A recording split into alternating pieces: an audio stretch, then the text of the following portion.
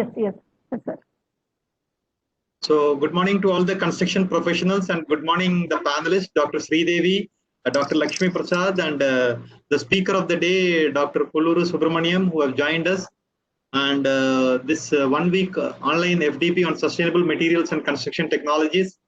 We are sure that there would be a lot of takeaways. And today is the 70th webinar that we are organizing as part of our webinar series. And today we have the IGBC student chapter of BVRITN joining along with Ramco Cements, and I am sure that this is the order of the day. So before we go on to the speaker, let me request Dr. Lakshmi Prasad to start off with the inaugural address, so that this 5-day webinar series with 6 speakers, I'm sure that it would go on fruitfully. And may I request Dr. Lakshmi Prasad to give the inaugural address. Over to you, sir. Very good morning, sir, for basically giving me this opportunity. Sri Anil Kumar Garu, thank you very much for giving us the opportunity first. And then again, I take this opportunity basically to thank KVL Subramaniam Garu basically for accepting the invitation and basically delivering the what you call it as the first day address by the sir. And actually, I met sir also previously in the Board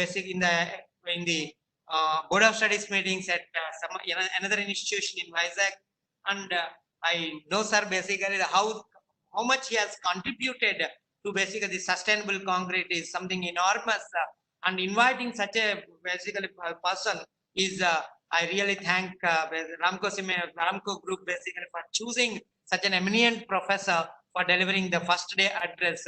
Really you have done a great thing, and definitely sir's lecture will inspire many of the professionals, many of the people who are participating in this workshop in different ways.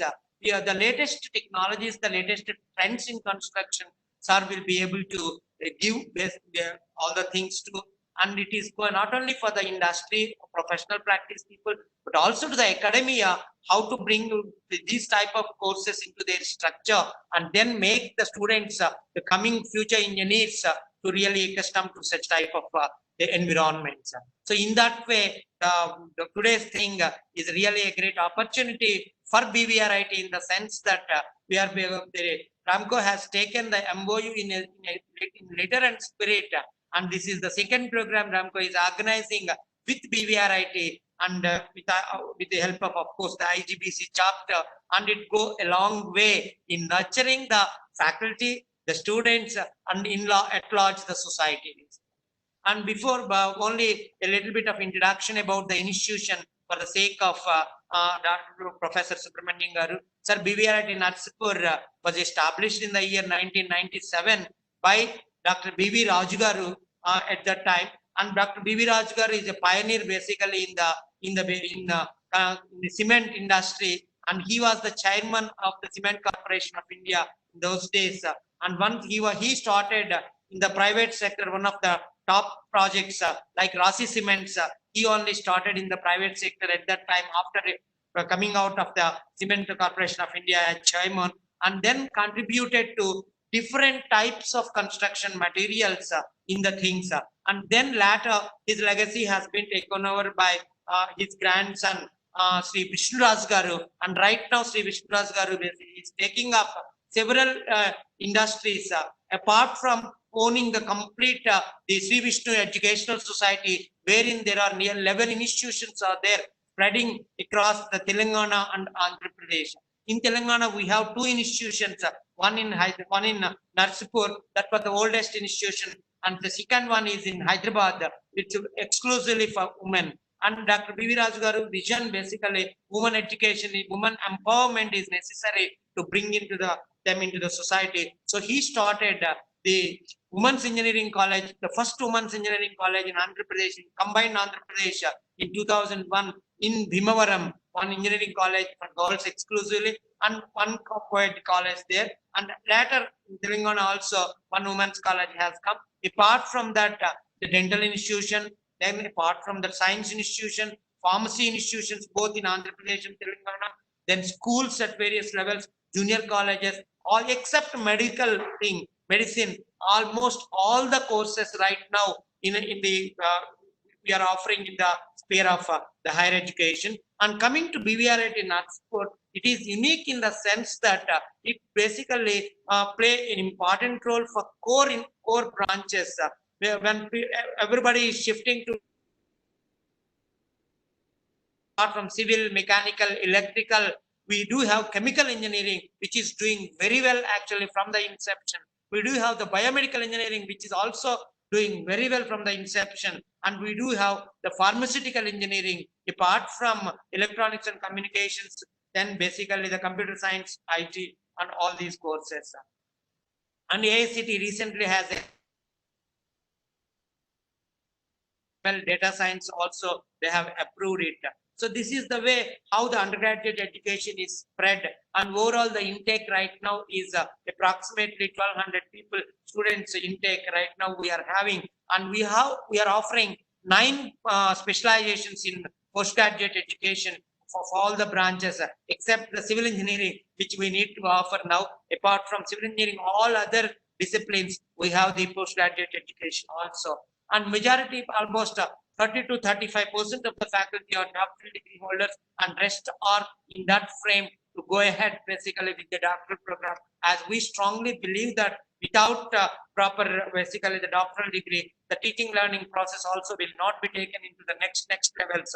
So in that way, the institution is progressing in really nurturing the faculty also, and we do have an exclusive center for the faculty development and students overall development, which we call it as Vishnu Educational Development and Innovation Center in Hyderabad itself, wherein we nurture our faculty on the late emerging technologies continuously on a regular basis, and the curriculum is revised by them, and they mainly focus on pedagogy basically, that institution. Apart from that, for the students, they really work on the psychometrics of the students, right from first year to the final year, psychometric analysis, then guiding them, mentoring them, and then we have specialists in that, and then taking to their goal setting, and then all this is only with a focus on self-learning basically. So that is another institution which caters to the needs of the BVRIT, an exclusive institution which nurtures both the faculty and students on a regular way that will be going on, and we conduct the in-house programs there in that center basically. People go for and stay there for 1 week completely, and then they are equipped with the latest technologies with the help of the faculty from IIT, faculty from the industry persons, and all these together they form the group there, and they train them there and then send back again to the college. Like that, we conduct programs for the students and faculty also in that center. That is an exclusive thing, and that is what I call it as one of the major differentiator when we call it as what is going on in the higher education sector, especially in the technical education. Apart from that, we do have special laboratories which are not related to curriculum at all, where interdisciplinary research is being focused. The assistive technologies lab is one such thing, where the people from different departments come and work in that department, in that place, mainly focusing on the service of the society, what the society needs, depending upon that, those equipment, those materials, those basically whatever the requirements are there, that will be done in that assistive technologies lab, wherein students are also a part along with the faculty, and they work continuously. It's a 24/7 lab where everybody can go and work in that center and get trained with the different technologies. So like that, we do have specialized laboratories in every department where they are given to the interdisciplinary nature, and all the laboratories work 24/7. And again, one more, almost we are trying to bring in the culture of the national institutions into our institution by having actually right now 100 faculty members stay on campus. We do have quarters for 100 faculty members on campus, and nearly almost 50% of the non-teaching staff, 75 people, are staying on campus. So the management has built up the quarters in the campus itself, and now people are working there here, and most of the labs and everything are open, resources are open 24/7.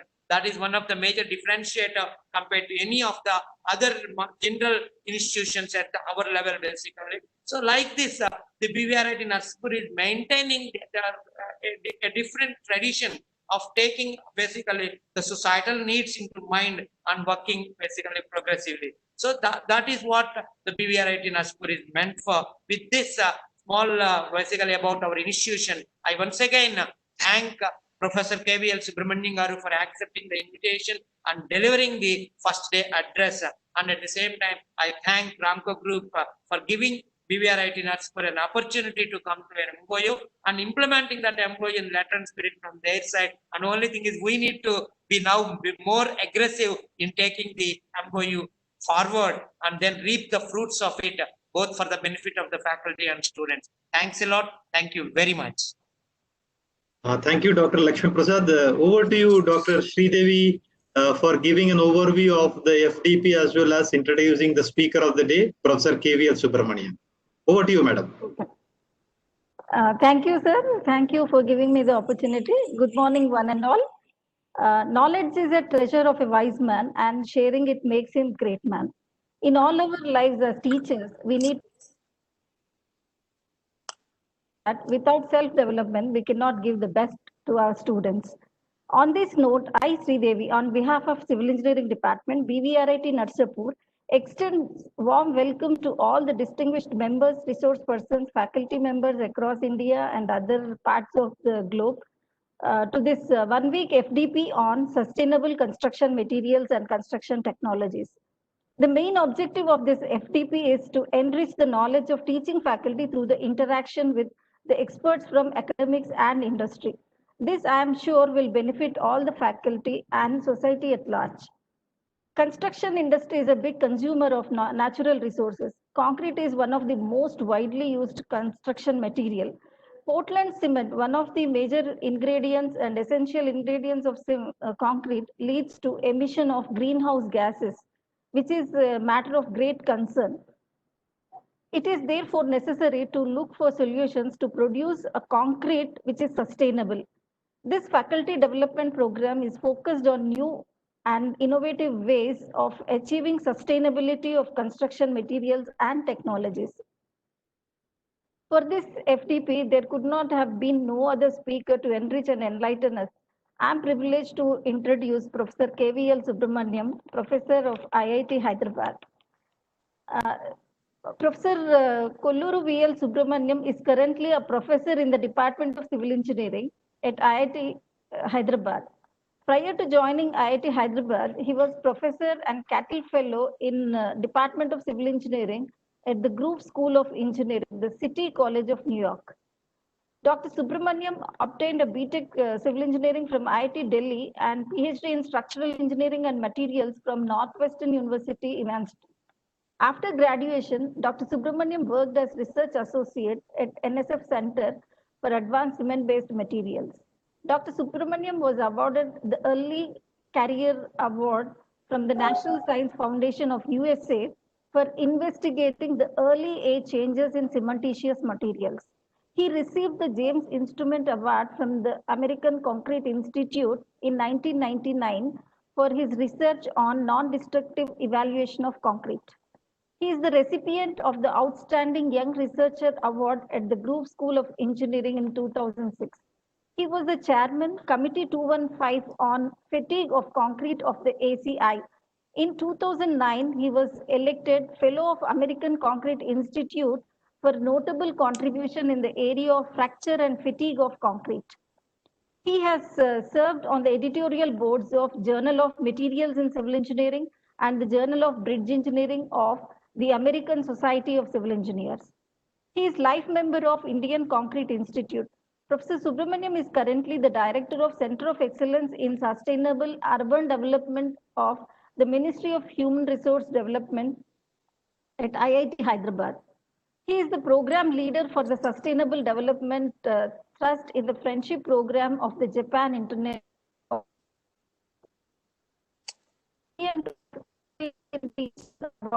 At IIT Hyderabad in 2011 as well as in 2015. Sir, we are privileged to have you on the first day of this FTP. Sir, over to you for the lecture. Okay. Good morning, everyone.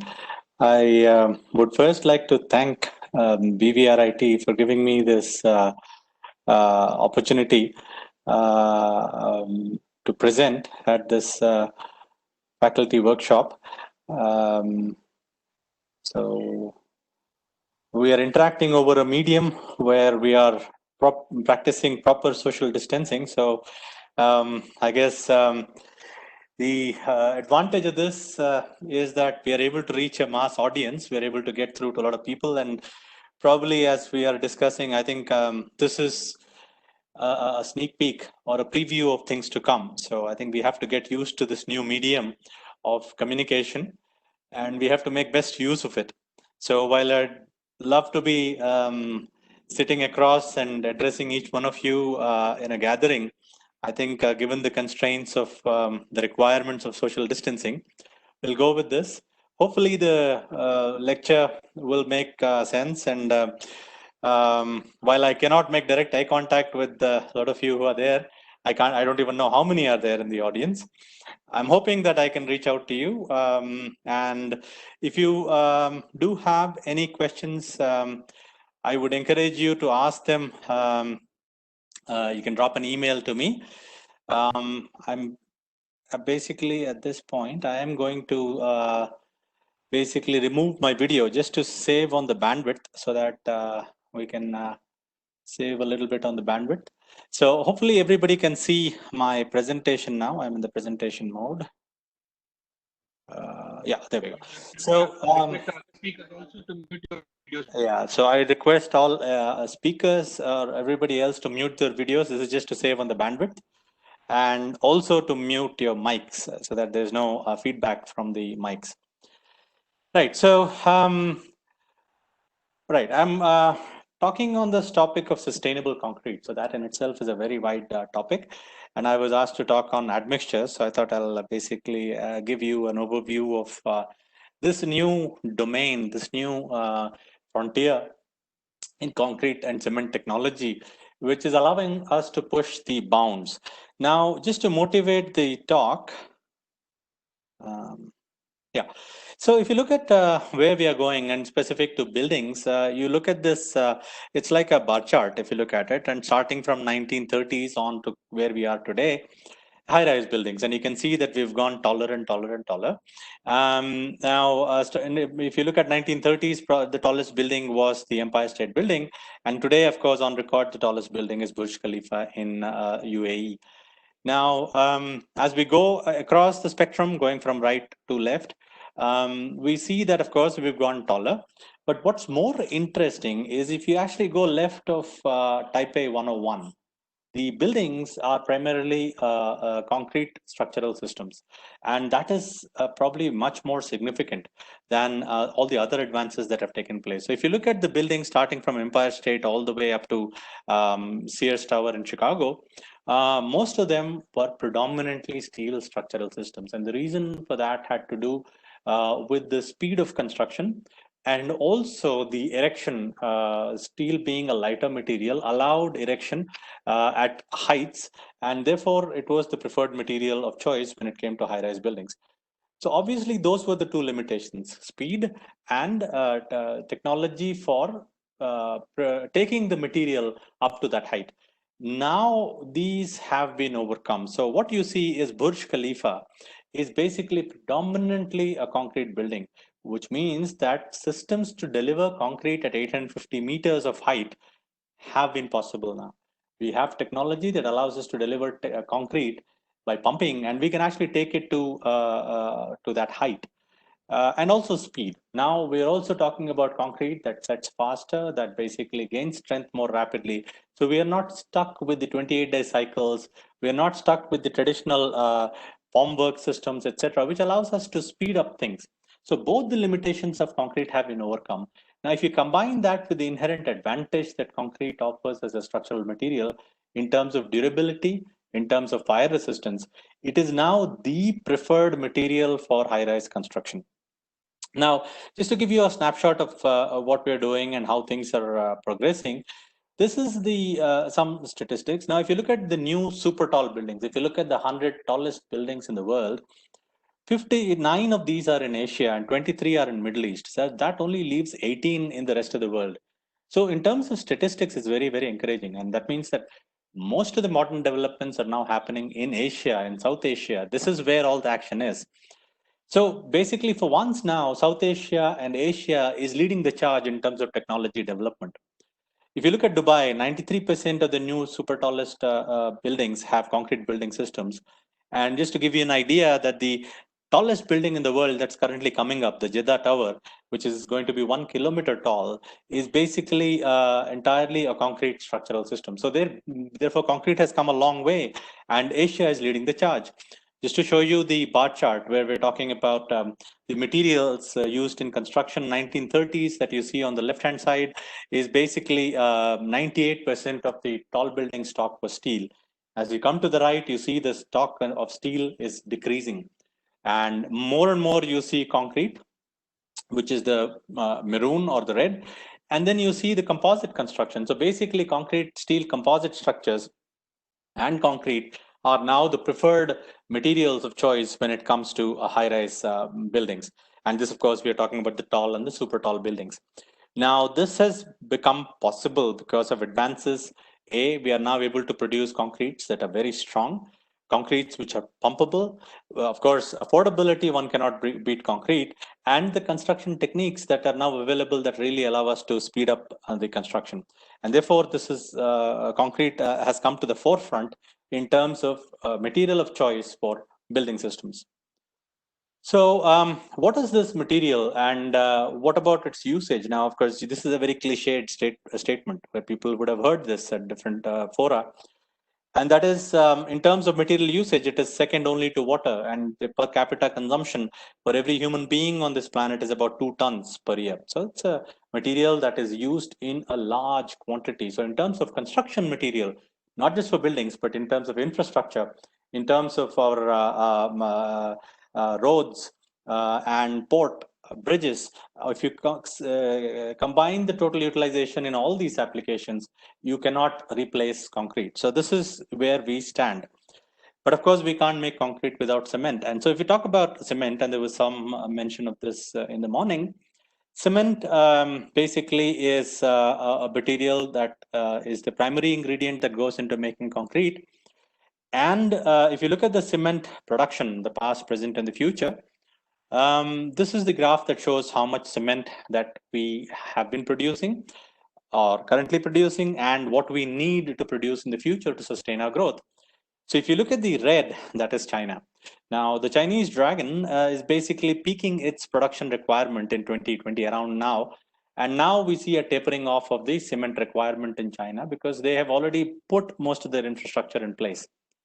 India is sitting on the cusp of development, and we are talking about adding infrastructure. We're talking about investing $2 trillion of investment in our infrastructure. And this infrastructure is needed just to sustain our growth. If we are talking about 6 to 10% growth in the economy, we have to invest in our infrastructure. That infrastructure needs concrete, and the concrete needs cement. So if you look at our projected need for cement, that is the blue, we are basically looking at a very large requirement of cement in the future. So our cement consumption is just picking up. And if we just do a projection forward, by 2050, we would be the largest consumers of cement. And so this is something by itself, inherently, it is not sustainable. And I'll explain to you why it is not sustainable, the demand by itself, unless we come up with alternatives, unless we come up with sustainable ways of producing cement and consuming cement. So what are the challenges with cement consumption? The major challenges with cement consumption are that if we look at the sheer bulk volume of cement, the projected cement is about 750 million tons per annum to meet our demand for the infrastructure in 2050. That is a very large number, a very large quantity of cement. The problems that we're facing is that the current available limestone reserves that we have are expected to last only 35 to 40 years. And of course, one can stretch the numbers, but the good grade, the high grade limestone, which is used in cement production, at the current rate of consumption will probably last us about 35 to 40 years. Cement is an energy intensive material. We need a lot of energy to produce cement. So that is another aspect that needs to be considered when we're talking about the production of cement. And it's a material which has a large carbon footprint. So basically, rough numbers would be, even if the most efficient form of production, and if I normalize the cement, the carbon dioxide production to clinker production, it would roughly be 1 ton of cement would be about 850 kilograms of carbon dioxide. So that's again something that makes this unsustainable. So we are facing shortages in the raw materials, we have energy requirement, we have the carbon footprint. All three of these have to be addressed. And of course, cement companies and research has focused tremendously on this, and we have gone from our ordinary Portland cement, which is predominantly clinker and gypsum, to replacement for cement. So this is tried and tested. Now we have come up with uses of fly ash and slag and other replacements for clinker, to the point where we are able to bring down the clinker content. So that basically reduces the clinker content. So that is the first step in that direction, where we are trying to basically mitigate or minimize the requirement or consumption of clinker in an attempt to make ourselves a little bit more sustainable and to prolong the use of raw materials that is available. So that is the first thing, and a lot of research has happened in this direction, and to the point now where when we use slags as cement or clinker replacement, we are able to go up to 60-70% replacement of clinker without compromising on the quality or the performance of the concrete. Now, there are other alternative materials that are coming up, and the alternative materials are basically materials which one of the alternate cements that people are talking about, which uses low-grade limestone, is this LC3 cement. And of course, it's a clinker-based cement, except it is a limestone cement, where one uses calcined clay. The temperatures of processing are much lower, so the energy demand in producing this cement is lower. Also, we do not require the very high grade limestone.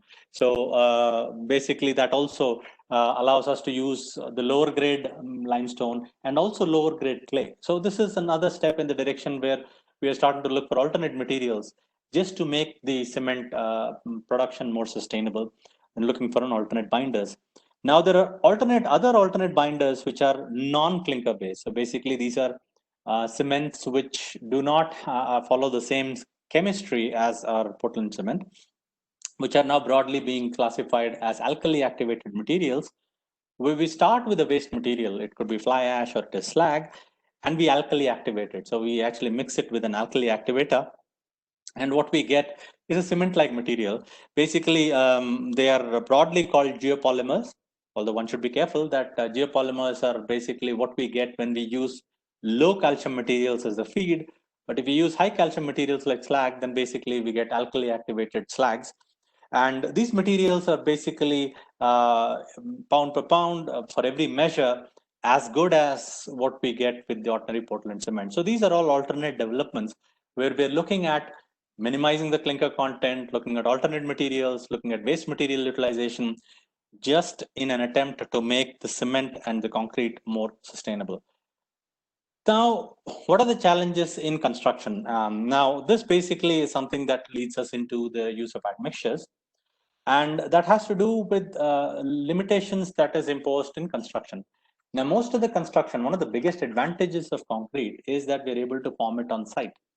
But that also happens to be the biggest disadvantages, because when we are forming it on site, we are restricted to forms which are rectilinear. So most of our beams, our columns, they're rectangular in shape. And those may not necessarily be the most optimal shapes. And we know that in steel, typically we use I sections. Rarely do we ever use rectangular solid sections, or I don't think we ever use rectangular solid sections in steel. And the reason is because in terms of structural efficiency, the flanged sections which have flanges, are most efficient. But we don't do that in concrete unless, of course, we resort to precasting or precast post-tension operations. Most on-site formed structural elements are rectangular, which means that we are using material inefficiently. The rectangular sections are adding weight because you're using material where it is not needed, it is not structurally performing. And we are, of course, which means that now the structural members have to be bulkier, they have to be bigger in order to accommodate or support their own weight. And we are using more material than we should. So this has to be this imbalance has to be corrected. And the one way to get around this problem would be to probably think of new methods of construction. Now, but what if the most optimal shape happens to be something like what is shown in this figure here, or this photograph at the bottom here? How do I do this on site? So clearly, on-site formation doesn't lend itself to these shapes like what I'm showing here. So we need to look for alternate forms of construction, alternate methods of construction, which will allow us to basically produce the most optimal shapes in the field, use the material most efficiently.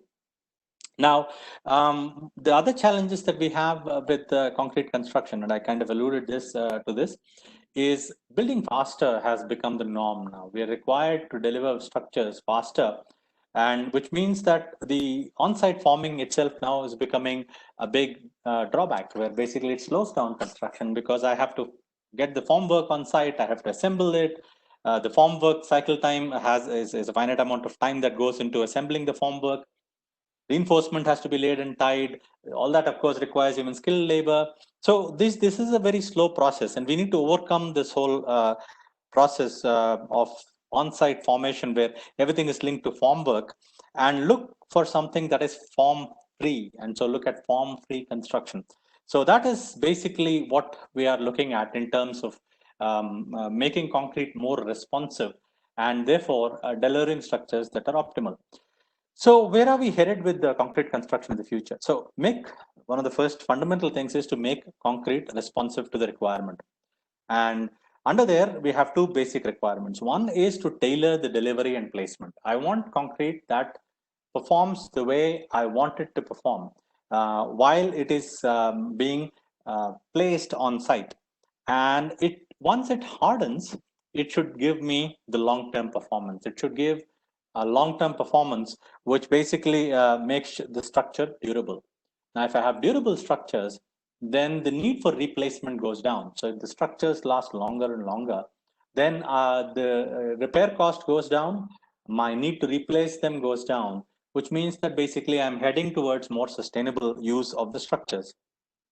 So where are we headed with this in terms of implementation? So we're now talking more about performance-based design. Now, performance-based design is where we talk about the methodology in which the structural criteria are expressed in terms of performance objectives. So we are not just limited ourselves to strength-based design. So if you look at what we used to do, the conventional design method, it was primarily strength-based. And even today, all our codes are strength-based, where we do basically take care of concrete material strength. So when we talk concrete, the only material parameter we ever talk about is the FCK, or the compressive strength. When we're doing structural design of concrete or steel for that matter, we only talk about structural member capacities. It's a flexural capacity or the shear capacity or the axial capacity. But we need to move away from here and get into a performance-based criterion where we say performance of concrete during formation. So now formation itself becomes an important thing. I now expect the concrete to perform at a certain level while I'm placing it. And I'll illustrate this in examples later. That in itself has become very important. Just to give you one simple example, now people are expecting that concrete should be pumpable. And now it's not unusual for somebody to come forward and place a restriction or a requirement that concrete should be pumpable for 1 kilometer. That's a performance requirement. The concrete should basically be pumpable for 1 kilometer. That means that it has to be able to withstand the pressure for 1 kilometer without segregating. It should be able to flow through a pipe for 1 kilometer distance and come out of the other end as a homogeneous material. So that is the performance requirement. The other performance requirements we are placing on concrete is that it should give or deliver the performance during its service life. So if we are aiming a structure, we're designing a structure for 75 years or 100 years, it should give a uniform level of performance for this duration of its service life. So that is the other requirement of performance. So performance specifications now, the material perspective and structural performance requirements. If you look at material perspective, the performance specifications are in terms of formability. The material should be formable, placement and speed. I should be able to place it in the speed with which I'm able to place, and of course the long-term durability. The material itself should be durable. Now, of course, structural performance, we expect performance against seismic, wind, gravity, and extreme events. These are all things that we'll have to build into for long-term performance of the structure itself. Just to give you what are the expectations from this high performance concrete. So now concrete, we are moving away from the requirement of strength to a requirement of performance. So which means that now we can brand this concrete as high performance concrete. So what are the typical requirements of high performance concrete? What is the performance requirement of concrete? The performance measures of concrete can be broadly broken into two. We talk about performance in fresh concrete and performance of hardened concrete. Now, the performance of fresh concrete, we require, or what are the requirements that are placed? The requirements are in terms of flow, pumpability, filling ability, etc. So basically, this is what I require from fresh concrete. It should flow. It should be pumpable. It should fill the form without vibration. So we're talking about self-consolidation, self-compacting requirements. Hardened concrete has its own performance requirements. Strength is the basic one, of course. We've always been addressing this. But long-term durability has become a very important criteria now, where we are focusing on not just strength, but the concrete should be durable against the elements. So we could now insist on performance against chloride attack, performance against corrosion, performance against other material degradations like sulfate attack or alkali silica reactivity, etc. All of these are now put in as performance criteria. Once these criteria are all satisfied, then what I get is an assured performance, which qualifies as high performance concrete. Now, just to give you an example of high performance concrete, something that meets the design criteria, if you look at the concrete that was spec'd out in the Union Square building in Seattle, it had, of course, a compressive strength requirement of 131 megapascal. So basically, they specified a very high compressive strength, but the modulus of elasticity was also specified as a requirement. Now, typically, we don't specify modulus of elasticity. We only specify strength, and we assume that the modulus of elasticity of concrete is automatically obtained when the strength is obtained. But in this particular building, the modulus of elasticity was also specified because the way the structural elements were designed, to ensure that the deflections were within limits, concrete had to have a minimum modulus of elasticity of 41 GPa. So this is one way of speccing out or specifying the performance requirement of concrete. What about other requirements? Just to give you more high performance concrete requirements, pumping of concrete to 601 meters in the Burj Khalifa tower. So basically concrete was pumped 600 meters. So that then became a performance requirement for concrete, that concrete not only had to deliver the strength, but it should be pumpable over this height. The superstructure of One World Trade Center, basically their concrete was pumped 103 stories, but let me show you the specifications for the high performance concrete that is put in place for this Freedom Tower, for the One World Trade Center. The specifications, if you look at the specifications for the concrete, it said that concrete should have less than 236 kilograms of cement per cubic meter. So this was specified. And the reason for this had to do with the heat of hydration. So they were worried about heat. So they specified the maximum cement, not the minimum cement. The maximum cement was specified. Concrete strength was specified. So up to 40 floors, the 80 to 95 megapascal compressive strength was specified. And the upper floors, 60 to 70 megapascal compressive strength was specified, but relaxation was given to 56-day strength. This was not the 28-day strength.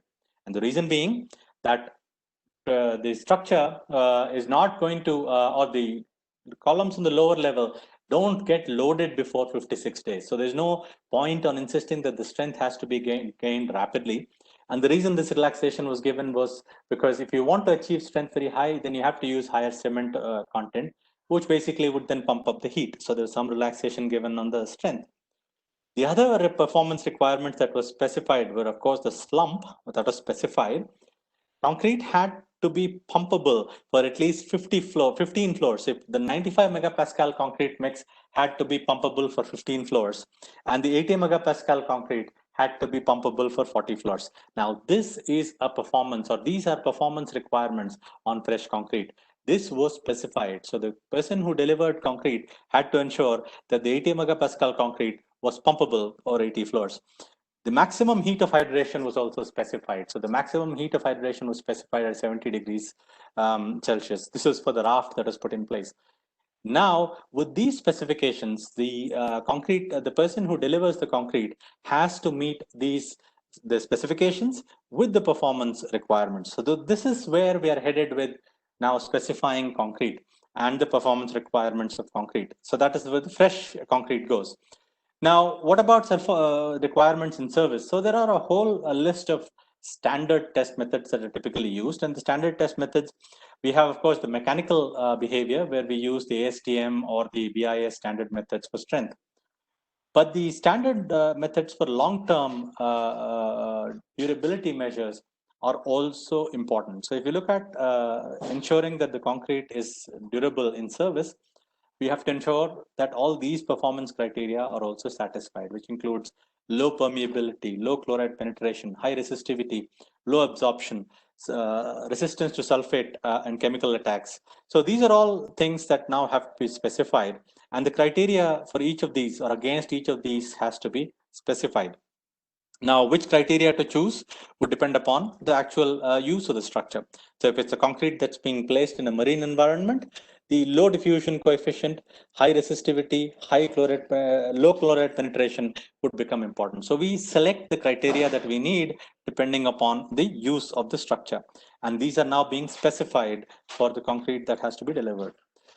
Now, where do admixtures fit in this whole thing? So if you look at the concrete that we are required to deliver now, what is required in terms of performance criteria is that we require concrete to flow like water, essentially because we are looking at something that is pumpable.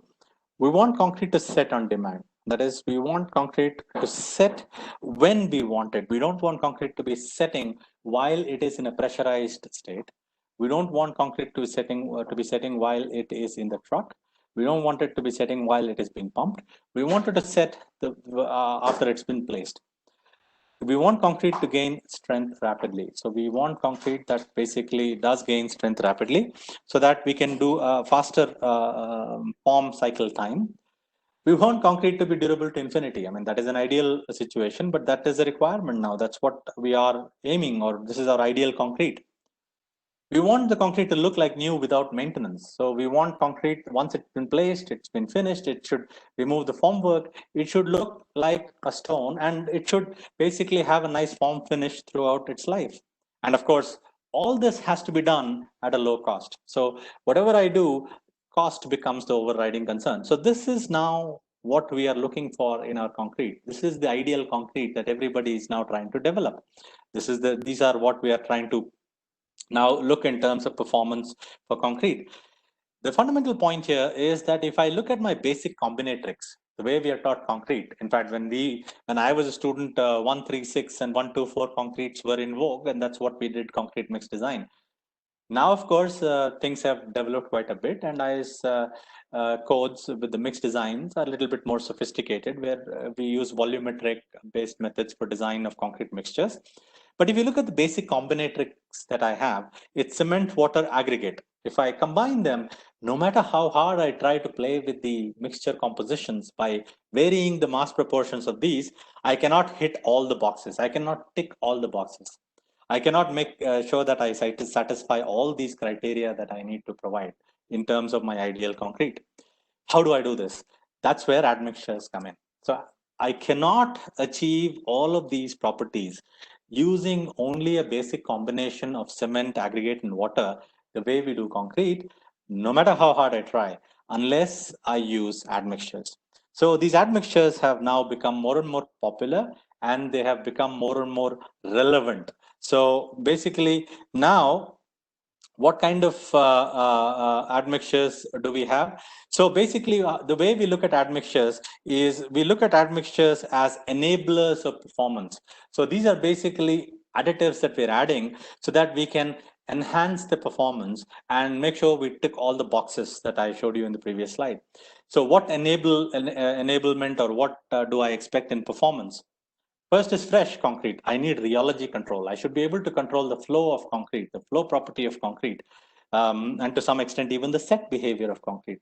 So fresh rheology control is one of the primary aspects in concrete performance, because this is one of the essential concrete performance criteria, is the flow behavior, the fresh behavior, the pumpable behavior of concrete.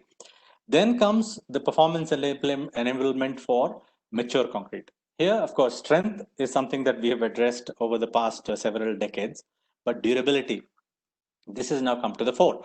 I want to reduce cracking. I want to mitigate the effect of cracking. So if it does crack, then I want to be able to mitigate the effect of cracking. And of course, I'm talking general durability. And that is, I want my structures to be long lasting against corrosion, against penetration of chemicals or harmful materials inside concrete. So I'm looking at corrosion resistance, matrix densifiers, which basically allow me to densify the matrix and will not allow other materials to seep into or get into concrete matrix. Now, so an admixture is basically, in its fundamental definition, is basically a material other than water aggregate and hydraulic cement and also fiber reinforcement, which is used as an ingredient of concrete to modify its freshly mixed, setting, or hardening properties. So now we're addressing all the three ingredients or all the three performance aspects: the fresh, setting, and hardening properties of concrete. So, and of course, today, concrete without mineral admixtures or chemical admixtures basically doesn't exist. Today, we are using admixtures in all concrete. Even the most mundane concrete, or the M30 grade concrete, now has admixtures into it. What is the list of admixtures that we have? This is only a partial list. So if you look at the list of admixtures that we have admixtures right from air entraining admixtures to water reducing admixtures, all the way the laundry list goes down. And we have different admixtures, including coloring admixtures, pumping aids. So there are a whole bunch of these specialized chemicals that have been developed, which basically help us enhance the property of concrete. Because again, the basic combinations of the basic ingredients of concrete will not allow me to give all the performance objectives, will not allow me to deliver concrete that will meet all the performance objectives. So you can see the list of admixtures includes admixtures that will help in the performance of fresh concrete, setting behavior, and also the hardened concrete. So all three of the all aspects are addressed with the different chemicals that are now available. Now, what about the materials that are used in high performance concrete? So in addition to the typical materials that are used, of course, we have cement, blended cements. We have the mineral admixtures. We also have fly ash, slag, silica fume, calcine clay, metakaolin. These are all mineral admixtures that are added because they help with the durability, they help with the fresh property, they also help with the setting behavior. And of course, they act as cement substitutes. They allow us to do high clinker substitution. In addition to them, we have different chemical admixtures that basically help with different performance objectives of fresh and hardened concrete. Now, let me focus now on the next few slides on the construction and performance required from concrete during placement. So now more and more, like I mentioned, we are requiring our concrete to deliver performance during placement. So we're talking about requirement during transportation and placement. The requirements include pumping. Now we're talking self-leveling requirement or self-consolidating requirement. And of course, the ultimate paradigm in this whole thing is the formless placement. Can I go and actually place concrete without the requirement of any form work? So that's basically requires rheology control. I should be able to control the flow behavior of concrete. I should be able to make concrete behave while it's flowing the way I want it to behave. So one of the fundamental admixtures that we use for controlling the flow behavior of concrete is the set of chemicals we call water reducer. So this has been in use for a while now. And initially we had water reducers, which were the low range. Now we have the mid range and the high range water reducers. These have basically come along a long way. And basically the water reducer is any admixture that either increases the slump of freshly mixed concrete or without increasing the water demand, or it maintains the slump with the reduced amount of water. So when I'm talking about high strength concrete and I need to reduce the water that needs to be added into the concrete, I can do this with the addition of water reducers. So again, these water reducers are essential for controlling the rheology of the cement paste. So rheology is the flow behavior of cement paste. Just a little illustration to show you cement paste without this water reducer. basically doesn't flow. But if I add a little bit of this water reducer, now it starts flowing. It's the same cement paste. So the water reducers basically allow me to reduce the water consumption, the water demand, to achieve the same flow. So this graph basically shows that I can reduce my water demand. I can reduce the requirement of water for achieving the same flow. So basically that is the inherent property or the requirement of these water reducers. The water reducers themselves now, as we are using them more and more, have basically are also available under the name of super plasticizers. And these are very, very complex molecules. These are basically very carefully engineered polymeric molecules. And they are being engineered such that they're comb polymers, where you have a backbone to which these other teeth are attached, and these are basically engineered such that they give us the required level of water reduction. So it's now the cement dispersion is achieved through this action of steric repulsion of cement particles, where we're able to separate the different grains of cement by these engineered molecules, which basically stick to the surface of cement grains in such a way that I'm able to increase the fluidity of the paste without directly or influencing the hydration of cement excessively. So there is a little bit of effect on the hydration of cement, but it's not excessively so. So what are we able to do with these admixtures? Now we are talking about pumping and self-leveling concrete that flows under its own weight. And of course, now we're also pushing the envelope a little bit and saying, well, we can achieve concrete that flows under its own weight, levels under its own weight. But can we also produce concrete that basically keeps its shape as we are pumping it out of a pressurized system? And that is leading us down the domain of digital manufacturing. So we're talking about additive manufacturing, which is basically 3D printing. And that's basically what we're looking at as the new the frontier in terms of concrete technology and production, if I can use the word, of concrete structures.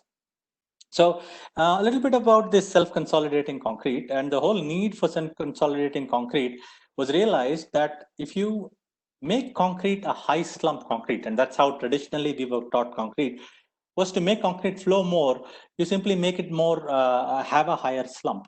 But slump by itself does not address a fundamental problem. And that is, slump is not the same as flow. And basically, when I have a heavy congestion of steel, I can have a high slump concrete. But if I am not careful, I can end up with a situation like what is shown here. With heavy congestion of steel, concrete doesn't flow. Of course, it has high slump. So that means it slumps more, but it doesn't flow and fill all the gaps and pockets that are available to it.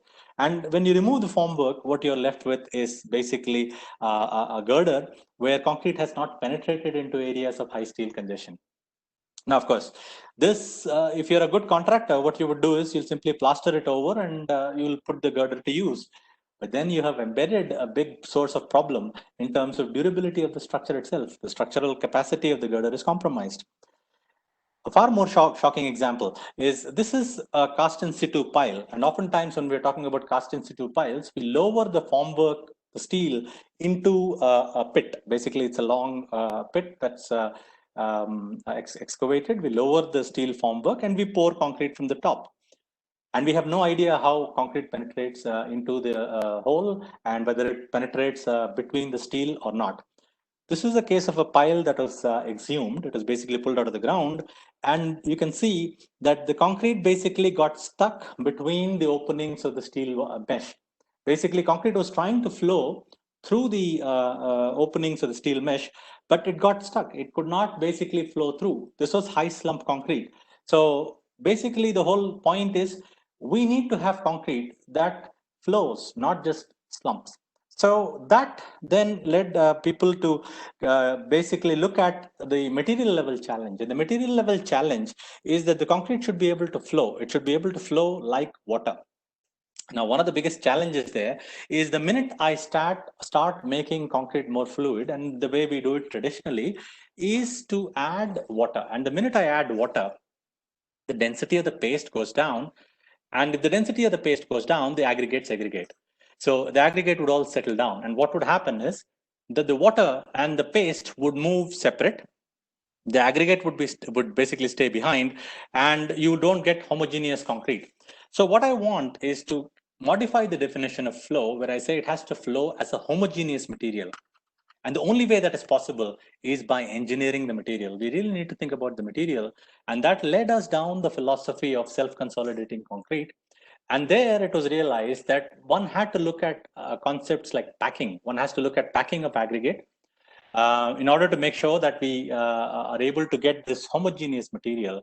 But to enable flow, I basically cannot add water, but I have to replicate the action of water by some chemical. And that's where superplasticizers came about. So we do packing, we increase the fines in the material, which basically increases the viscosity, it increases the thickness of the fluid so that the aggregates don't separate.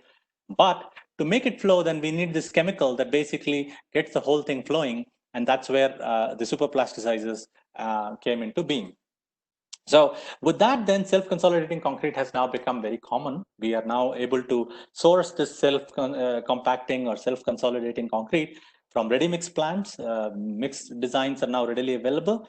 And the same pre-stressed girders that I showed you before, which were done with high slump concrete, when they were done with SCC, you see the beautiful form finish that you get. Concrete is able to penetrate through the steelwork, and you get nice, beautiful mirror finish on the surface. So this is what self-consolidating or self-compacting concrete, which goes by the name SCC, is able to deliver. With SCC now, we're pushing the boundary. We're talking about the form finish concrete. So if I can produce concrete which has this beautiful finish, why do I need plastering? So basically, I can cut down on the plastering if the concrete surface, the finished surface of concrete, is beautiful. So with the use of SCC now, we're talking about form finish concrete, which basically does not require paint. So there's savings in the materials. I don't need plastering.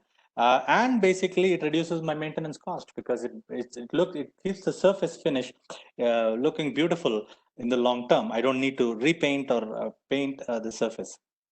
So just to show you the use of SCC, one of the largest implementations of SCC, self-consolidating concrete, was done on our campus at IIT Hyderabad. Most of our buildings are form finish, that is, there's no plastering. It's basically concrete, which is put to use the way it is once we remove the formwork. And we, on our campus, had done about 18 lakh square feet of construction using SCC. And this was at a time when there were no proper codes available for design and development of these of this self-consolidating concrete. So let me just show you how the SCC on our site was developed. This was a mix that was designed on our site, and basically the mix design was done in-house. You see the concrete, it flows like water. It keeps the aggregate in suspension. And in the next few seconds, you will see that basically it flows like water through the formwork. So there is no requirement for vibration, and you get a beautiful finish once you remove the formwork. So this was technology that was pushed forward almost 7 to 8 years back. And now it has basically become quite standard, where you can actually order SCC concrete from most ready-mix plants. We've gone one step further and actually developed self-consolidating concrete, even using geopolymeric binders. So this has also been done. So now we can actually produce SCC mixes, which basically give you a very high strength and also have the self-leveling characteristics. Again, you need to use both mineral and chemical admixtures to be able to do so. Now, what are some of the other examples of requirements of rheology control and use of admixtures in formation or placement? One of the high performance concrete formation requirements is to have an engineered stiff mix. And this is one of the uses that it's being put to.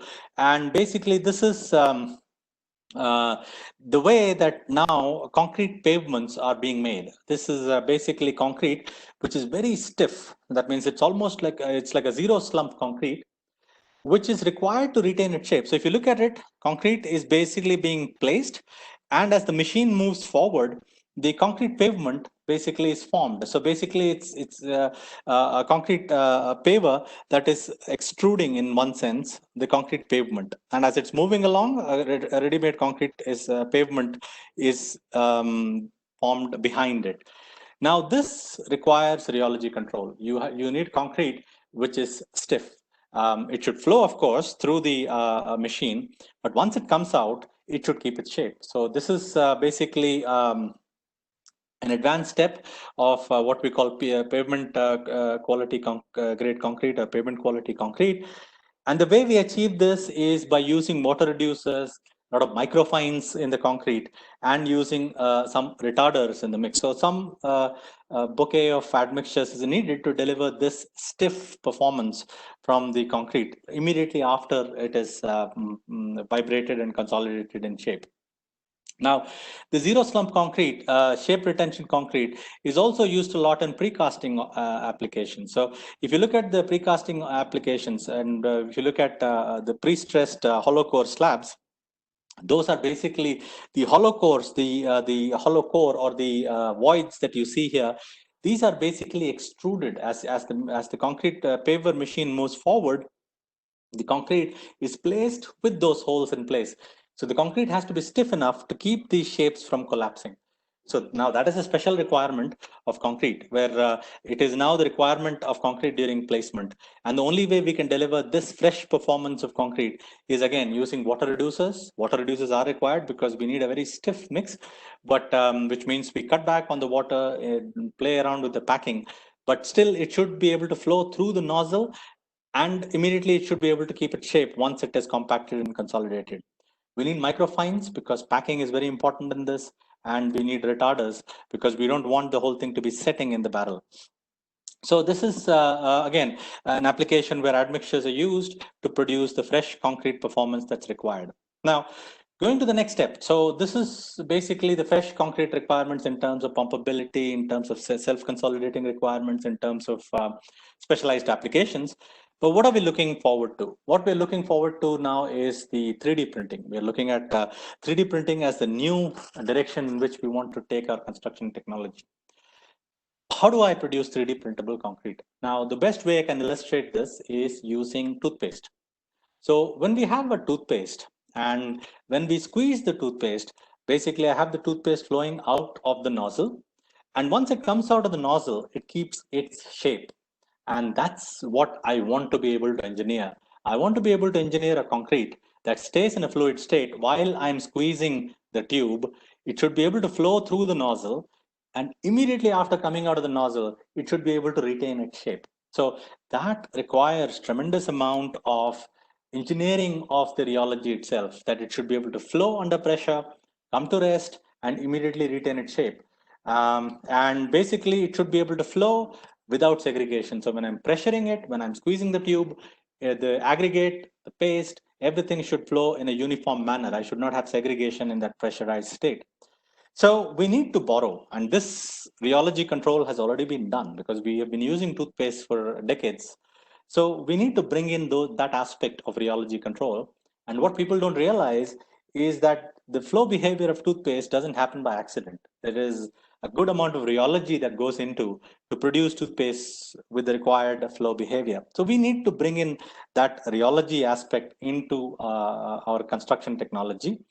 And basically, we're talking about addressing issues when we're talking about form pre-construction. This method of construction, 3D printing, by addressing several aspects. The primary aspects are pumpability. It should be pumpable. It should have a non-segregating flow. So when I'm pressuring the material, it should not segregate. It should keep its shape. So the minute it comes out of the nozzle, it should keep its shape. And then it should be buildable. So as I keep stacking layers, if I put one layer on top of another, as I'm stacking the layers, it should basically be allow the several layers to be added one on top of other without collapsing. So this requires control of rheology, and there are aspects of rheology control like controlling the viscosity. There's also the control of so if you just see this, we need something that is allows me to control viscosity, because if it's too viscous, it won't flow. So I need to bring the viscosity down. It should flow. And if you can imagine this tube is filled with concrete, it should be able to flow. it should have a yield stress. Now, just like metals, just like solid materials, we are also talking about the yield stress of the fluid material. So yield stress means that it has certain resistance to shear force. Unlike a fluid, if I talk about a pure fluid, if I apply a shear stress to it, fluids basically flow. It should be able to keep its shape. And then, of course, I should be able to stack on layers. So these are all aspects of rheology which we need to control. And the rheology control that, like I mentioned, rheological properties that we are looking to control are thixotropy. This is a property which allows me to build one layer upon another. I need material which is low viscosity so that I can pump it easily. It should have a high yield stress. High yield stress means that it should basically take its shape, and the shape should not get deformed by itself. So once it comes out of the nozzle, it keeps its shape.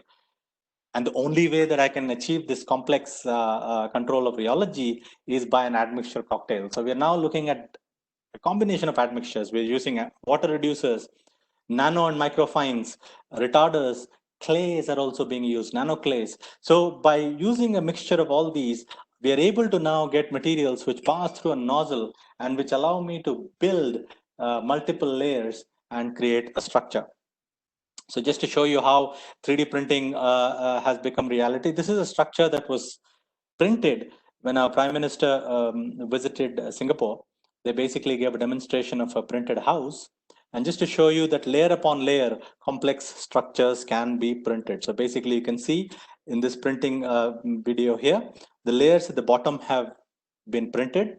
They've already taken their shape. They've already hardened. And as we're adding more layers, the additional layers initially are in a green state. While they're hardening, they're able to take the weight of the additional layers. And this is only possible by what we call rheology control. And rheology control is only possible with the use of admixtures. Now, one of the biggest challenges with this form-free construction. Now, this is a form of construction where I'm no longer restricted to rectilinear shapes. I can basically print it in any shape I want. The biggest challenge with this is to co-integrate reinforcement. So there is now currently work going on trying to bring in manufacturing technology to integrate reinforcement into these complex shapes. So that is where the construction technology is headed. But of course, for that to become reality, I need to deliver concrete with the required performance in the fresh state. So that has to be delivered. Right.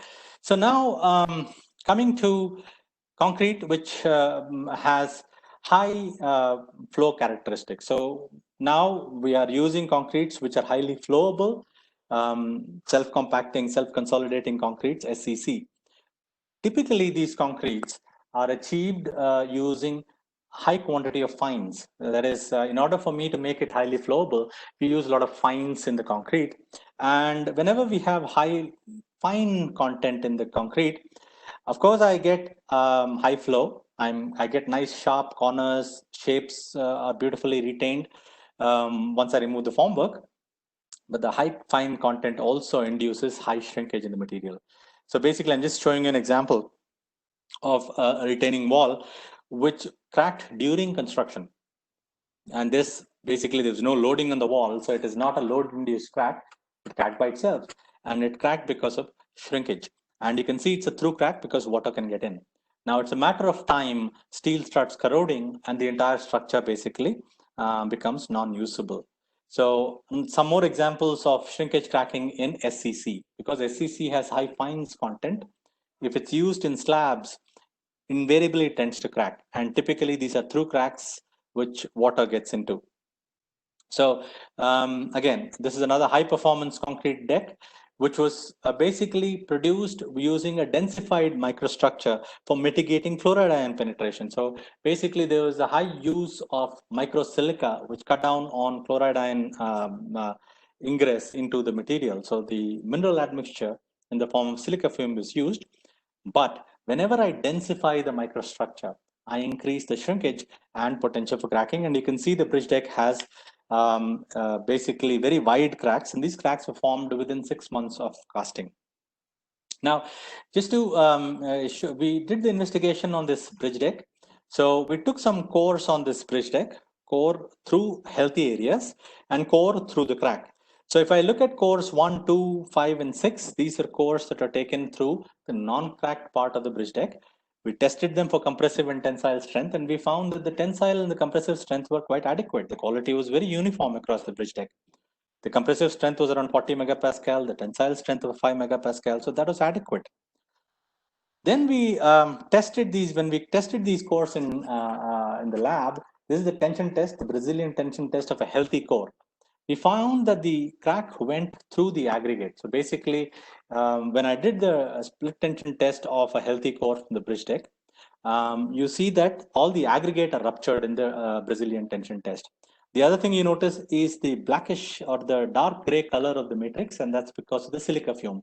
It's a nice, dense matrix, which basically will not allow ingress of any chloride ions or any other chemicals into this matrix of concrete.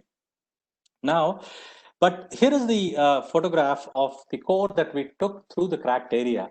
And the one thing I want you to notice is the crack. If you look at the crack basically goes around the aggregate.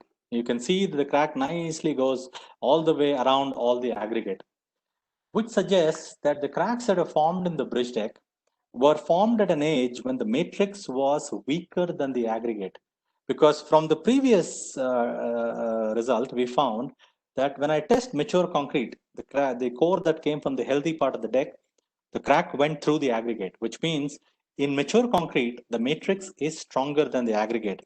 But these cracks were formed when the matrix was much weaker than the aggregate. So which means that the shrinkage cracks form within about the first week or so of casting. Only they're not visible. They form within a week and slowly they open up over time. So shrinkage cracking basically is often therefore lumped with this thermal cracking. So thermal and shrinkage effects are associated with concrete because of temperature and this volume change. Usually they happen within the first week or so. And we have to be able to control shrinkage because we can densify the matrix all we want. We can deliver the performance in flow. We can have concrete that flows very well. We can have a concrete that is very nicely densified, which basically cuts down on the penetration of chlorides or penetration of other chemicals into concrete. But if we don't address this issue of shrinkage, concrete will crack because of shrinkage, water will get in, and eventually concrete structures will fail because of corrosion of steel.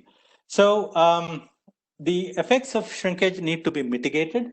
So usually we can reduce shrinkage by reducing the paste content. So basically, if I reduce the paste content, the shrinkage goes down because shrinkage happens in the cement paste. I can increase the aggregate volume. Of course, I can use supplementary cementitious materials like fly ash because these are mineral admixtures that are less reacting. Now, the issue with a lot of these things is oftentimes in order for me to meet the flow requirement, I need to have a certain paste content. In order for me to have the concrete flowing in a certain way, I need to have a certain aggregate packing. Therefore, I cannot automatically address the first and second bullet and deliver a concrete that won't crack in shrinkage. So the only resort I have is then to use chemicals, and these are shrinkage reducing admixtures. And of course, now we're talking about super absorbent polymers which are added into concrete. So either I add some extra aids, extra material into concrete, which are super absorbent polymers, or use shrinkage reducing admixtures. So shrinkage reducing admixtures are basically surfactants. They basically reduce the surface tension of water. Now, surface tension of water is important because the shrinkage is primarily produced by surface tension of water. It's basically the water in the gel pores which form these menisci or meniscus, which is responsible for the shrinkage of concrete or shrinkage of cement paste. And the way to reduce that is to have surfactants that basically cut down or reduce the surface tension of water. And now these engineered chemicals are available, which reduce the surface tension of water. And that is the basis of these shrinkage reducing admixtures. So just to show you some data, this shrinkage measured in concrete, which contains a high amount of silica fume, is shown with the solid lines. When I add SRAs, shrinkage reducing admixture, I can basically reduce the shrinkage quite a bit. Now, so basically now, in order for me to meet the flow requirement, produce concrete that flows very easily, is pumpable, I can increase the fines content by adding more fines to concrete, which of course would make the concrete more prone to shrinkage. And I can now cut down or mitigate the shrinkage by adding an SRA to it. Now, what are the other methods for reducing cracking? I can use super absorbent polymers, which are basically the same material as what goes into making of diapers. These are polymers that basically absorb a lot of water, and basically they release the water when concrete starts drying up from the inside. So just to show you, when SAPs or super absorbent polymers are used, the super absorbent polymers do not allow the decrease in the internal relative humidity. So when concrete starts drying, its internal relative humidity starts decreasing, and it is that decrease in the relative humidity inside the concrete that produces shrinkage. So if you look at the 0% SAP line here, it has basically a high amount of shrinkage in it associated with it. The minute I start adding super absorbent polymers, there is basically no drop in the internal relative humidity, and I'm able to mitigate the shrinkage. So there are these passive methods also that are being used in order to control the shrinkage in the concrete. There are other methods like use of lightweight aggregate, which basically provide internal curing and also help mitigate the effects of shrinkage in concrete. Right. So this is the story in terms of performance of concrete, where now I engineer the performance in the fresh state. I engineer the performance in the hardened state in terms of strength, mechanical properties, and penetration resistance to chemicals, and also its resistance to shrinkage cracking by reducing the shrinkage. So I'm able to basically now, with the use of these admixtures, counterbalance the effect of one component of mixed design. Wherever I'm required to add one component which basically has an adverse effect on another level of performance, then I basically try to counteract it with the use of some chemical. But if all methods fail, if cracking is inevitable, then basically we have to look at cracking and look for ways to mitigate the cause of cracking. And typically cracking, when it happens in structures which have high surface area to volume ratio. These are structural elements that need careful attention. And basically what we know is 0.2 millimeter crack width is what is specified for durability of concrete. So if concrete cracking becomes inevitable, of course, then waterproofing becomes essential. So we have to address the issue of active versus passive cracks. When I have shrinkage cracks, these open over years. So it takes a couple of years before the cracks stabilize. They keep opening. So I need some filler that goes into it, should have high elasticity, should be able to fill the crack and basically stretch with the crack or open with the crack as it's opening. And basically, I need low viscosity fluids in there. But what we are starting to look at now is this autogenous self-sealing and self-healing of cracks. And this is done, again, using integral waterproofing. So this is basically, these are admixtures that are added to concrete, which basically provide self-sealing or self-healing. Self-sealing would be where once the crack forms, and the surface of the crack is exposed to moisture and oxygen, then the integral part of this waterproofing compound starts producing reaction products that fill the cracks. If I'm able to fill the cracks that prevent further water ingress, I call it self-healing. But if I'm able to restore the capacity of the concrete, that is, I'm able to give you a structural bond, then I call it self-healing. And now we're looking at self-healing and self-sealing using admixtures, which are basically admixed into concrete.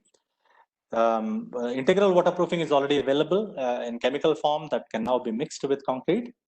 But there are also other forms that are being experimented, including remediation, where bacteria are being used. So bacterial spores are mixed into concrete. And basically, they provide the self-healing capability by secreting calcium carbonate in these cracks. So this is another layer of admixtures that comes into concrete, which basically comes after cracking and basically helps provide the durability that I'm looking for. The final thing is to look at coloring admixtures, and that is to have admixtures that can be mixed into concrete that basically give the nice color. Rather than painting it, we admix this color into concrete so that we are able to produce concretes of different colors which are everlasting. Now, these are basically integrated into the structure of concrete, so there is no requirement for painting. So going forward now, we are in terms of technology, we're talking about use of nanotechnology more and more. So we're talking about use of nanomaterials as addition to concrete in the form of admixtures for improving aspects like strength, lightness, self-sterilization. So there are cements that are being produced which have nano additives which are self-sterilizing, increase the durability and internal repair. So these are all being looked at. The new level of admixtures that we're talking about with nanomaterials is to use materials with cement with nano infusion. And a lot of work is ongoing on this, where we can do this nano infusion into cement so that we are able to basically produce cements which match ceramics and high strength materials in their performance. And a lot of these are basically nanomaterials which are used in very small quantities. So they'll be admixed into cement to give this performance. Basically, the whole point is to elevate the status of this Portland cement to a high-tech material. Now, just to give you an idea of admixed nanomaterials, here is cement that is being produced by Ital Cimenti, which has admixed titanium dioxide in it. And titanium dioxide is known for its photocatalytic action. And it basically can be used for scrubbing NOx pollutants. It converts NOx into less harmful forms. And just a structure that's been built in Spain using the cement. And when they measured the NOx levels around the structure, it is dramatically lower close to the structure when compared to the ambient levels. So we can start now looking at environmental beneficiation using these nano additives, nano infusion of materials into cement. So one final thought is now we're talking about cement and processing of cement. And in order for me to process cement, I need to bring in other materials which I can co-process with cement.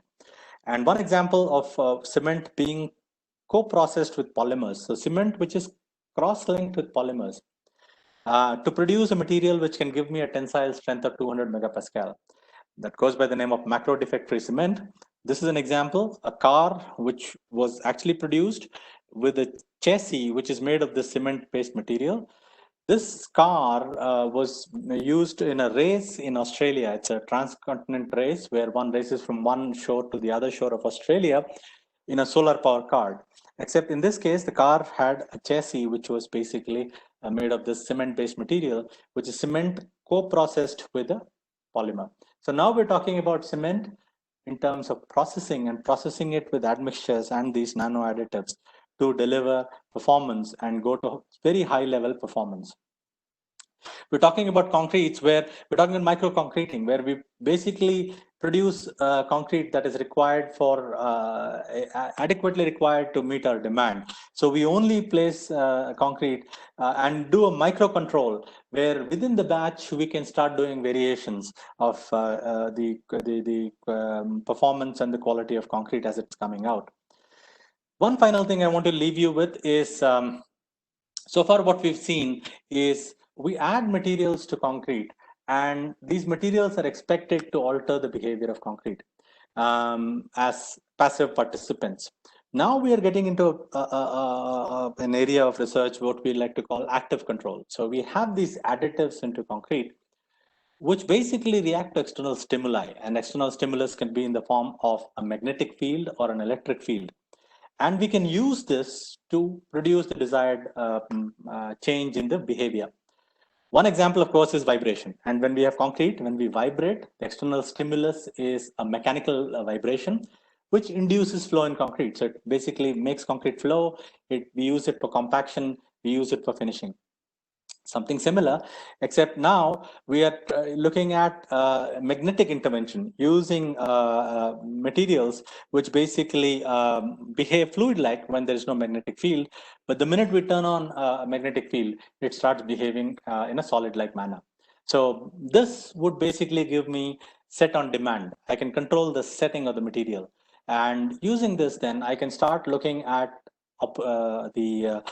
production like for 3D printing or additive manufacturing, so that I can have materials which set on demand. There's active control using electrical fields as well. So we're looking at these, again, admixtures, which should be admixed into concrete in the form of particles, which have this specific property where they respond to an electric or a magnetic field and give me set on demand characteristics, which allow me to basically look at production in setting or like 3D printing or additive manufacturing. So just to show you how we use electric control, it's using these dipolar molecules, which basically allow me to precisely control the flow behavior of the material and also produce a material that sets on demand. So finally, after this entire presentation, I'd like to summarize, and I presented to you the different admixtures as they have been used, as they are going to come into the market in the future. So what are the challenges with the adoption of these admixtures? One of the primary challenges with the use of the admixtures is cost. Anytime we admix anything into the concrete, it adds cost. And with use of material like concrete, cost becomes the primary concern. So that is one of the biggest challenges with the use of these admixtures. The second issue with admixtures is that most of these admixtures are black boxes. Today, if you want to buy a super plasticizer, the chemical composition of this admixture is a mystery. The companies sell these admixtures with where the compositions are very closely guarded. So one really doesn't know what are the side impacts of this chemicals. So if I was to use this in a different system, or if I was to use 2 or 3 admixtures together, what would be the adverse effects? So the chemistry of it, again, is something that we as civil engineers are not very comfortable dealing with because it's not in our background. So that becomes a big stumbling block when it comes to the use of admixtures and trying to understand. And like I mentioned, we have interaction. So I could have multiple admixtures and they could interact in an adverse manner. So in trying to control a few properties, I may end up having an adverse side effect. For instance, when I use super plasticizers, an occasional side effect is delayed setting. And sometimes some admixtures basically are incompatible. So when I use 2 admixtures, it basically can have an adverse impact on the strength of the concrete. So these are things that we need to understand as we're going forward. Government is one of those issues, and government in terms of policy. And what I meant by government there is the advances in admixtures are happening at a much faster pace than the courts can keep pace with. So oftentimes, while we have these admixtures which enhance properties or deliver better performance, we are not able to use it because we don't have a code which allows us to use these admixtures. And finally, new binders. So most of the admixtures that we've seen are primarily developed for cement-based systems, the conventional ordinary Portland cement-based systems. But now with new binders coming into play, the LC3, the alkali activated materials, then these admixtures have to be engineered for performance with these new binders, and that has to be done. So finally, when it comes to the use of admixtures, it's basically a cost to benefit analysis. Of course, it's going to cost us more, but then the benefit has to outweigh the impact of the cost. And oftentimes when we're talking benefits, it cannot be a short-term benefit that we have to look at. So we have to look at it in a long-term benefit in terms of service life assessment of the structure. So we have to develop ways of assessing the costing of the structure over its service life. That will allow us to compare what would happen if I produce a structure without the admixtures and with the use of admixtures. So with that, I'd like to thank you and open the floor for questions. So I'd like to thank you for your attention. Hopefully, I kept you entertained in the last 1.5 hours. Thank you, Dr. Subramaniam, for that wonderful presentation. In fact, to the point, and you have almost covered everything related to admixture for enhanced performance and durability. That was very interesting. In fact, as you rightly pointed out, some of the initiatives are being taken now in the present construction industry within our country also, like say, for example, self-compacting concrete and giving some attention to durability. In some of the projects, they are looking at, say, for example, water permeability test or RCPT test. because we have a research center at Chennai, the Ramco Research Development Center, where we have been getting a lot of requests for checking durability of concrete as well as self-compacting concrete. The challenges which you had mentioned are related to very much in the field conditions. Many of them are facing these challenges, and many of them had approached us for the resolving such issues. And you had also rightly pointed out about the usage of excessive fines in concrete, which could relate to shrinkage, and which is really a pressing problem, especially during hot summer season. And I think that is very much the thing. And can we take some of the questions which are there in the chat box? One of the questions that has been asked in the question answer session is that can we measure flow of concrete using that inverted slump cone test? How effective it is? Well, once we get into flow, we have to, of course, use the inverted slump cone test. We cannot use our conventional slump anymore. So flow is, and that's why I took pains to kind of differentiate between the two. Slump is not flow. We need to get into thinking about flow. And for flow, of course, we need to measure how much it spreads once it flows out of an orifice or a opening. And therefore, the inverted slump is the way to test the flow behavior. Thank you. Another question is how to calculate the percentage of segregation of concrete. Which equipment should we use to get accurate result? Segregation, you don't have a direct measure of segregation, but if you do a flow test, you can very easily see if there is segregation, because what will happen is as it starts flowing under its own weight, the paste will segregate, the aggregate will be left behind. So you want the flow front to contain aggregate in it. And that's basically one of the measures that we use for evaluating how good it is. There has been some, Dr. S.P. Anchuri has complimented excellent presentation by Dr. KVL as usual. And rapidly evolving advanced technology driven tall buildings significantly impacts built environment globally. Do you see up-to-date status of prototypical building type amongst academia and industry integration? Well, we are now pushing the envelope in terms of construction, and built environment is becoming very, very important. There's one entire aspect I did not touch upon with building materials, and that is basically control of heat gain into buildings with the use of low energy materials. So we're talking about basically engineering the building envelope.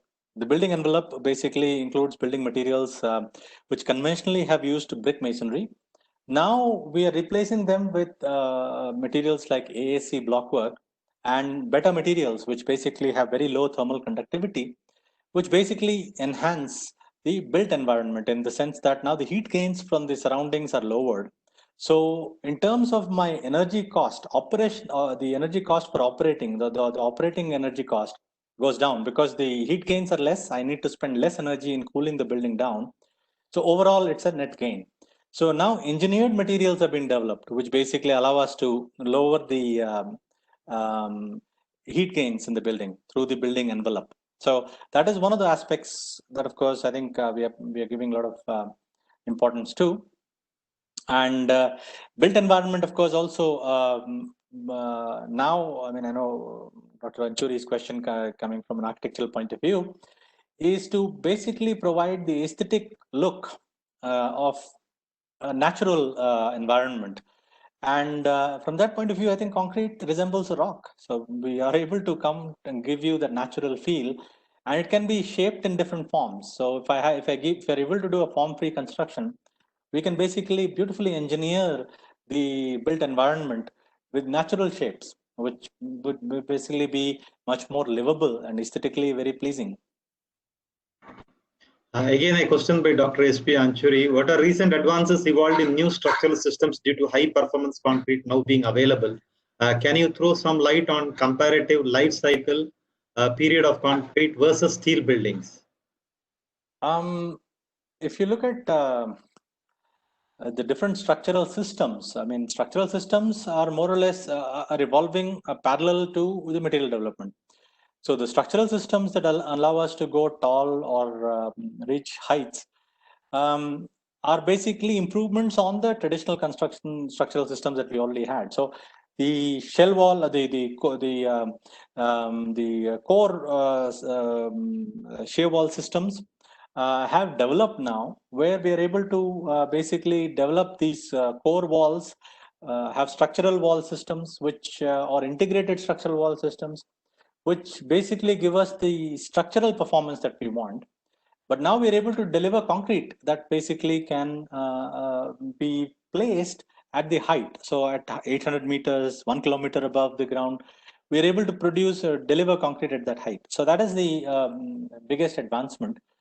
There's a lot of precasting that is coming into play. So a lot of precast elements being integrated in both structural, non-structural uses. So which speeds up construction.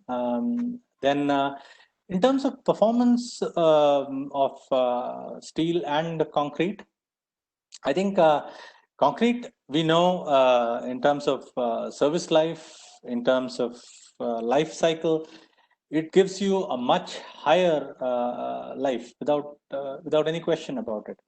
There are certain environments where only concrete would perform, where steel won't even stand a chance. So that is one of those issues.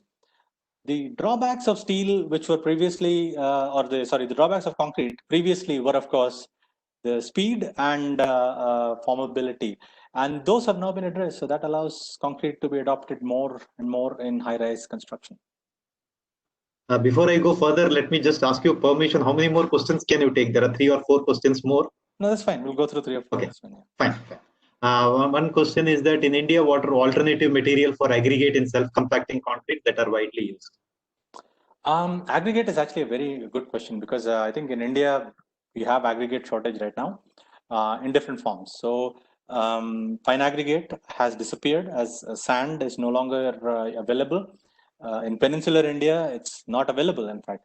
So we're using crushed aggregate as fine aggregate. That has become common. Mixed designs have come about using crushed aggregate, and we're able to provide concrete with the same level of performance as what you would get with sand using the crushed aggregate. So that is now been addressed, one part of aggregate. The second deals with coarse aggregate. Now, in the northern part of India, I think coarse aggregate are difficult to come by. You don't get good quality coarse aggregate. The natural stone formations are slowly disappearing, and because of environmental concerns, the production of aggregate itself is now becoming difficult.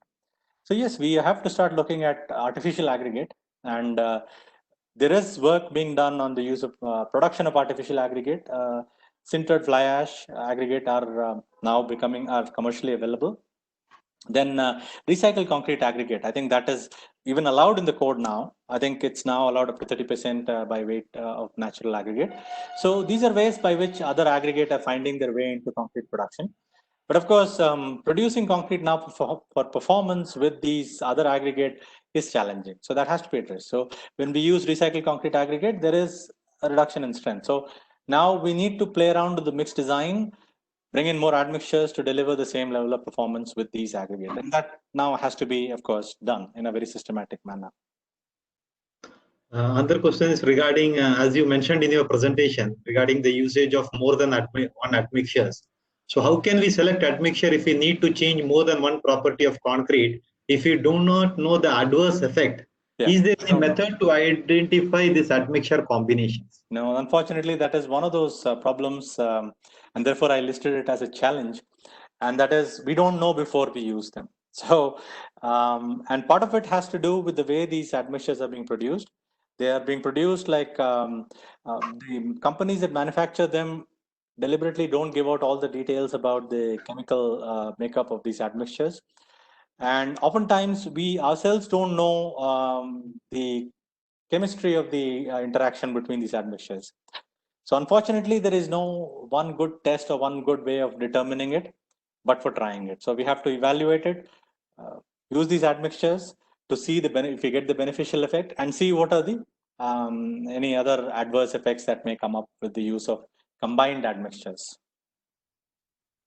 So the last question from Mr. Chandrasekhar, is there any other material or aggregate and sand dust of basalt that can be used for heat resistant concrete? Heat resistant concrete is a specialized application where basalt would probably be naturally suited as an aggregate. But one should bear in mind that there are two aspects to the high temperature behavior of concrete. One comes from aggregate, which is if I have like a limestone aggregate, typically the limestone aggregate decompose around 500 degrees Celsius. So that limits the use of these limestone aggregate in terms of performance. Now with basalt, of course, then I would get a much higher temperature resistance from the aggregate themselves. But there's also the cement part, the binder part, the one that basically holds this aggregate together.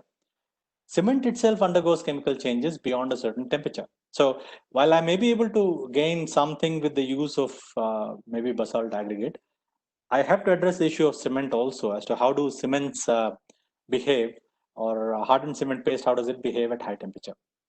And it has to be looked at in a combined manner to see if we can produce high temperature concretes. Now, in terms of high temperature concretes, some of these geopolymer concretes have much higher temperature resistance than normal concretes. And that's where a lot of people are now moving to in terms of developing high resistant, high temperature coatings, or developing high temperature applications, is using these geopolymers as the binders rather than cement based materials. Yeah, one more question is there by Dr. Sridevi herself. What is the effect of lightweight aggregates on durability of concrete?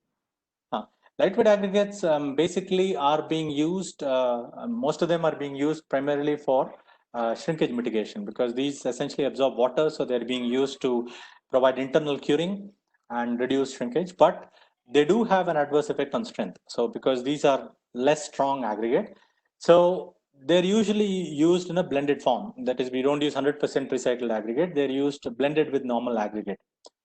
In terms of other durability aspects, it has to be looked at, because now that you have these porous aggregate, how that influences the penetration of, say, chlorides. What is the chloride penetration resistance of the concrete with these recycled aggregate? That has to be looked at carefully, and it may vary with the dosage. So when you have low dosage, in fact, it may not influence the chloride penetration resistance, but at high dosage, it may start influencing by making the concrete a little bit more porous. So that has to be looked at carefully. I think this should be the final question, I believe. The limit on the usage of admixtures and any code relevant in Indian standard which gives some guidelines on self-compacting concrete. That's it. The limit is typically when I'm using an admixture, I don't want to use it more than a certain percentage. And we're talking of typically of 1-2%. When we start using more than that, it becomes too expensive. That is the most important driving concern. Is admixtures are expensive, and that's why in the limitations with the admixtures, I had listed cost as my primary challenge. So when we start using admixtures in a high quantity, besides mineral admixtures, so let's keep the mineral admixtures aside.